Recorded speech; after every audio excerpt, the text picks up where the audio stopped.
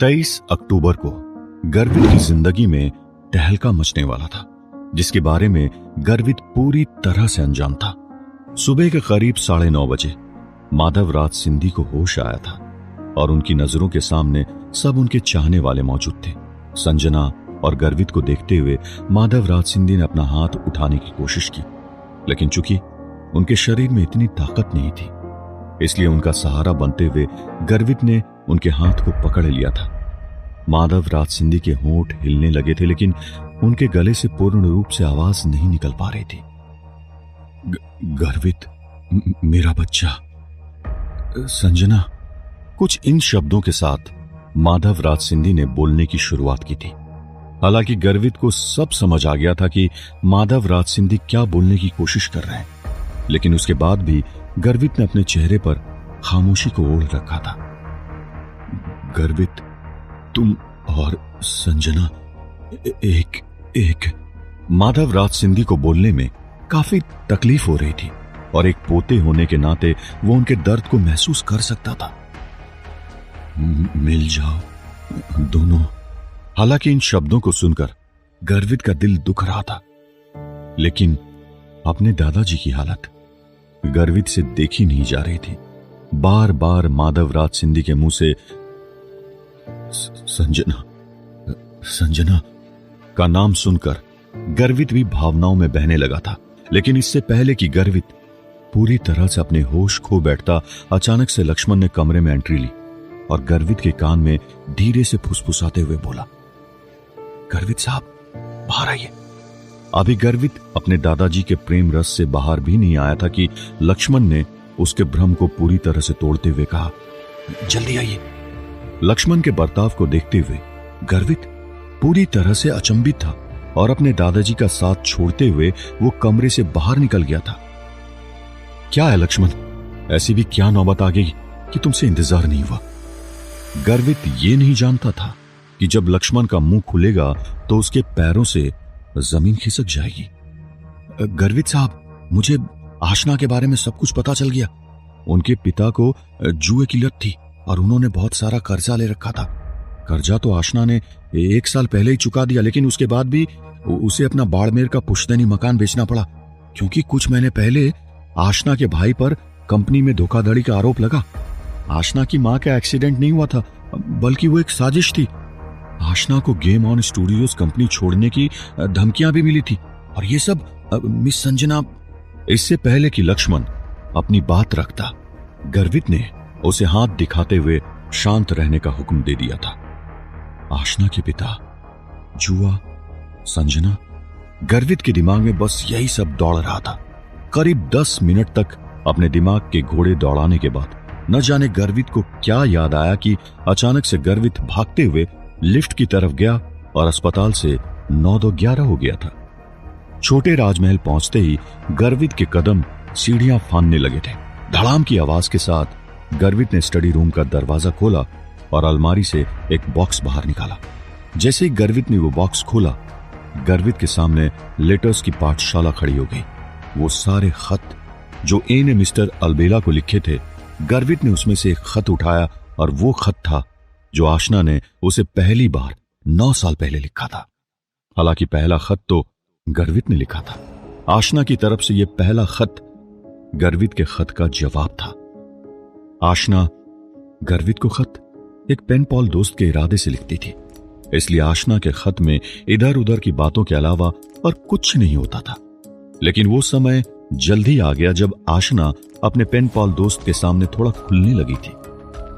उसने पहली बार एक लड़के का जिक्र किया जिसे वो प्यार करती थी और उसके बारे में लिखा, मिस्टर अलबेला, मैं जिस लड़के से प्यार करती हूं, आज उसका जन्मदिन है, लेकिन मैं अभी तक उसे सामने से विश नहीं कर पाई हूं।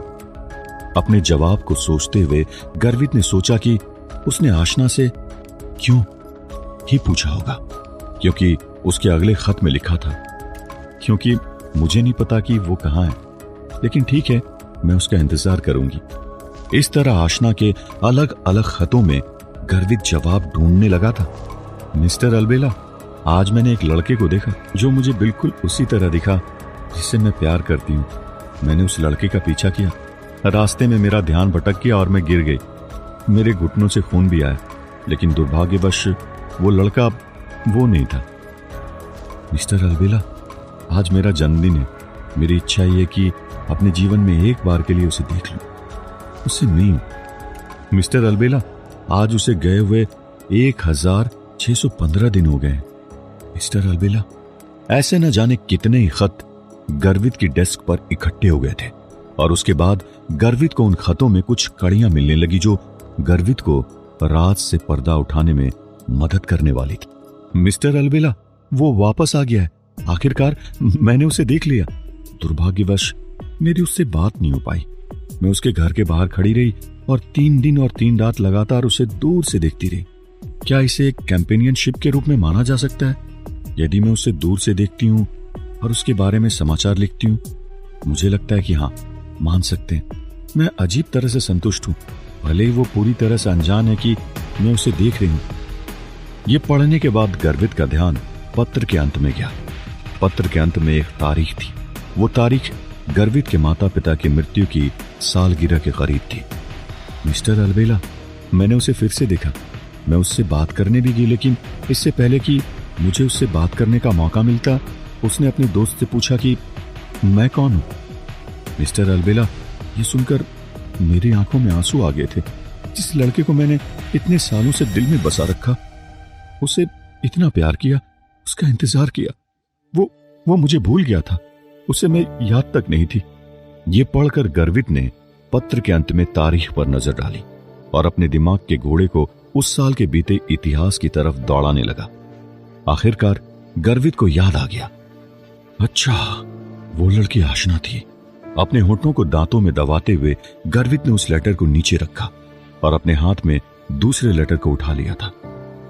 मिस्टर अलबेला, मेरा मूड ना बहुत दिनों से खराब है। मेरे पिता को जुए खेलने की लत लग गई है। अगर गर्वित ने इन लेटर्स को दोबारा नहीं पढ़ा होता तो उसे कभी यह पता ही नहीं चलता कि ए ने अपने लेटर में अपने पिता के जुए खेलने की बात लिखी थी। मिस्टर अलबेला, मैं तहे दिल से आपका शुक्रिया कहती हूं। हम सिर्फ एक पेन पॉल दोस्त हैं। मैं आपकी मदद नहीं ले सकती, लेकिन अब मुझे लगता है मेरी तकलीफें जल्दी दूर हो जाएगी। इन शब्दों को पढ़ते हुए गर्वित की नजर तारीख पर गई। लगभग उसी समय आशना का गैप ईयर शुरू हो गया था। मिस्टर अलबेला, क्या आप किस्मत पर भरोसा करते हैं? मैंने उसका 8 सालों तक इंतजार किया और अब लग रहा है कि मैं उससे जल्दी मिलने वाली हूं। वो शायद कभी नहीं जान पाएगा कि मैं वो सब कुछ सिर्फ उसके लिए कर रही हूं। जैसे ही गर्वित ने पत्र की तारीख देखी, वैसे ही गर्वित के होश उड़ गए थे। यह उस समय की बात थी जब संजना गर्वित के साथ रहने आई थी। तारीख लगभग सेम ही थी। गर्वित के हाथ कांपने लगे थे। अपनी तेज बढ़ती हुई धड़कन के साथ गर्वित ने दूसरे लेटर्स पर फोकस किया। मिस्टर अलबेला, मेरी उसके साथ नहीं बन सकती। दरअसल मुझे ये पहले ही जान लेना चाहिए था कि मेरा और उसका कोई भविष्य नहीं है। जो कुछ भी हमारे साथ हुआ वो इस बात का पुख्ता सबूत है। गहरा प्यार इतनी गहराई में चला जाता है कि वो वापस फिर कभी लौट कर आता ही नहीं है। मेरा प्यार उसके लिए बहुत गहरा है, लेकिन हमारे बीच में रिश्ते की कोई पहल नहीं हो सकती है।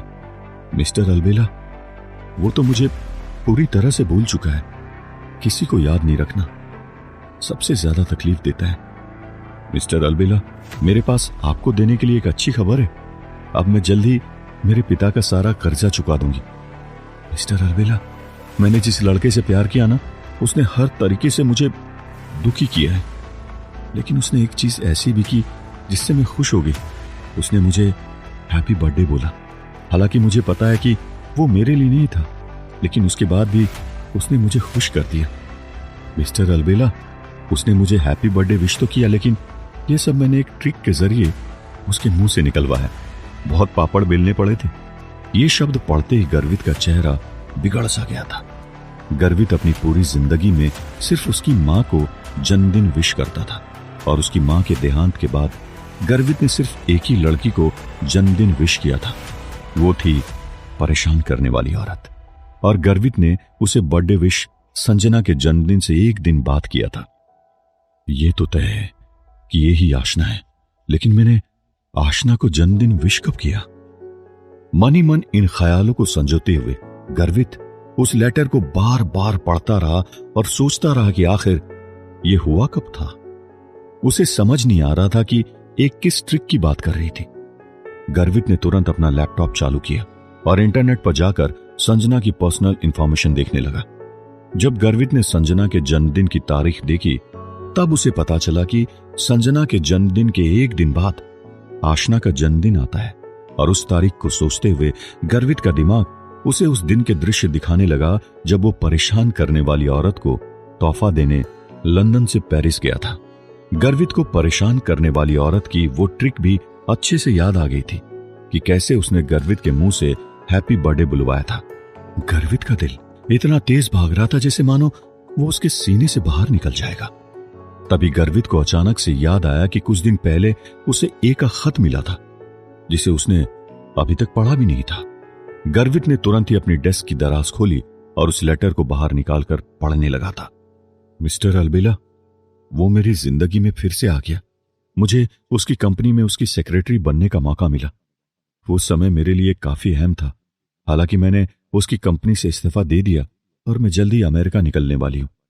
माफ कीजिएगा, लेकिन गर्वित ने तुरंत ही अपना फोन बाहर निकाला और सूरज को कॉल कर दिया था। जैसे ही सूरज ने कॉल उठाया वैसे ही गर्वित के मुंह से मुद्दे की बात बाहर आई। सूरज, आज मुझे तेरी जरूरत है यार। तू कुछ भी कर, लेकिन आशना को अभी उसके फ्लैट से बाहर निकाल। मुझे कुछ समय के लिए वो उसके फ्लैट में नहीं चाहिए। क्या? लेकिन क्यों? अरे तू करने क्या वाला है? सूरज की तरफ से सवालों का मेला लग गया था जिसका जवाब देना गर्वित के लिए अभी उचित नहीं था। मैं वो सब तुझे बाद में समझाऊंगा। अभी मैंने तुझे जितना बोला है ना वो तू करना, और काम होते ही मुझे मैसेज कर। वैसे तो सूरज को कुछ भी समझ नहीं आ रहा था, लेकिन वो इतना जानता था कि गर्वित किसी चीज की तह तक पहुंचना चाहता है। जैसे ही सूरज के मुंह से ठीक है शब्द बाहर आया वैसे ही गर्वित ने कॉल कट कर दिया था और उसके कदम स्टडी रूम से होते हुए छोटे राजमहल से बाहर की तरफ निकल पड़े थे। आखिर गर्वित आशना के फ्लैट में क्या करने जा रहा था? गर्वित की आगे की क्या रणनीति थी? क्या गर्वित आशना को रोक पाएगा या फिर गर्वित आशना को जाने देगा? क्या होगा आगे? जानने के लिए सुनते रहिए ये प्यार नहीं आसान, ओनली ऑन पॉकेट FM।